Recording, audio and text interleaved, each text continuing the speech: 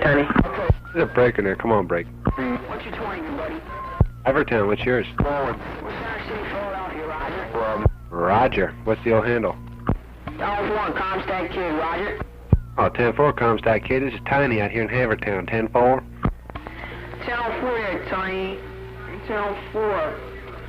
Yes, I have the copy up there. Oh, not too bad. Coming up here about a 10. Alright guys, well a few videos back I showed myself building a Cobra 29 LTD for the 717 trucker. So you can go check out his channel, you can go check out this video here. I'll also put the links to the videos here, but it's called Playground Mulch from Pennsylvania to North Carolina. And in that video there he actually shows the radio I built for him, so I'm pretty proud of that, and I'm glad that he's excited about that.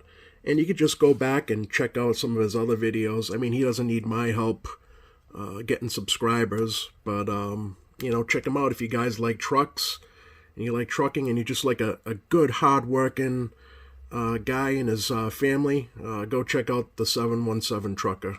Just an awesome channel. And look at that Peterbilt. Beautiful colors.